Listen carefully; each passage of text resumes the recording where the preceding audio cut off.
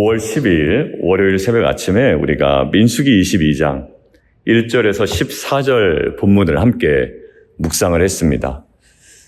오늘 새벽 아침에 저희가 주목했던 인물이 한 명 있는데 바로 모압 왕 발락이었습니다. 여러분들 모압 왕 발락에 대해서 저희가 첫 번째 대지에 언급했던 내용이 모압 왕 발락에게 있는 두려움은 무엇이 없는 실체가 없는 두려움이었다라고 이야기를 나눴습니다.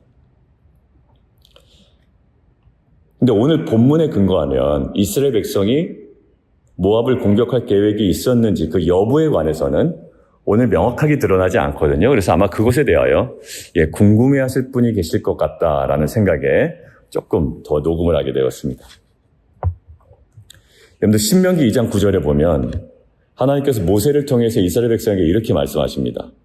여호와께서 내게 이르시되 모압을 괴롭히지 말라. 그와 싸우지도 말라. 그 땅을 내가 내게 기업으로 주지 아니하리니 이는 내가 롯 자손에게 아르를 기업으로 주었음이라. 하나님께서 명확하게 모압에 대해서 이렇게 얘기하세요. 모압을 괴롭히지 말라. 그리고 모압과 싸우지도 말라. 모압 땅을 내가 너에게 주지 않았다라고 이야기를 하죠. 그 신명기 말씀을 근거로 우리는 오늘 본문을 더 선명하게 묵상할 수 있는 겁니다. 그러니까 결국 모압 왕 발락에게 있는 두려움은 뭐가 없는, 실체가 없는 두려움이었다라는 거죠. 4절 한번 보세요. 이 무리가, 이스라엘 백성 얘기하는 거죠. 이 무리가 소가밭의 풀을 뜯어먹은 같이 우리 사방에 있는 것을 다 뜯어먹으리로다. 그러니까 우리를 공격할 것이다 라는 발락 안에서의 상상이었죠.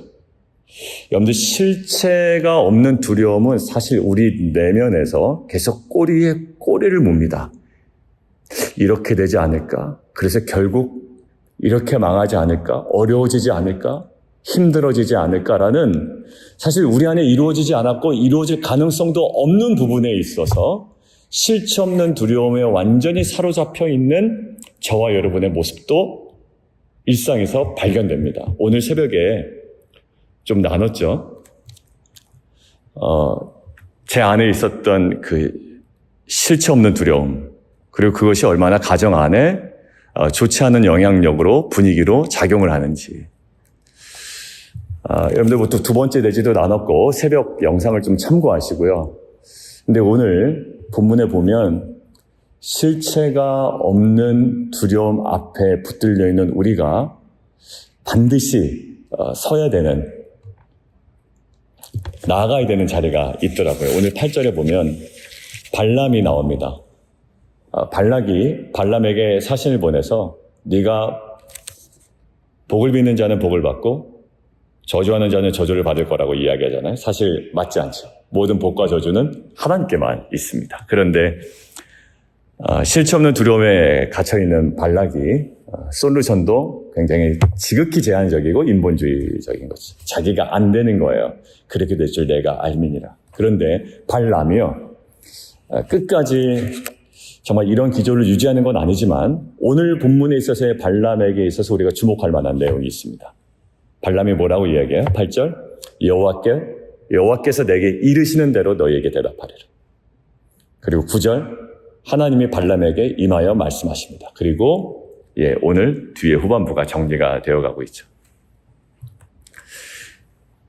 여러분들 자녀를 향해서도 실체 없는 두려움을 가질 때가 있고 여러분들의 일터와 여러분들의 비즈니스를 향해서도 실체 없는 두려움에 사로잡힐 때가 있습니다. 심지어 사람과의 관계 속에서도요, 저 사람이 나를 욕하지 않을까, 원망하지 않을까, 결국 우리가 깨지지 않을까, 여러 가지 상상을 하다 보면 실체가 없는 두려움에 사로잡힐 때가 있습니다.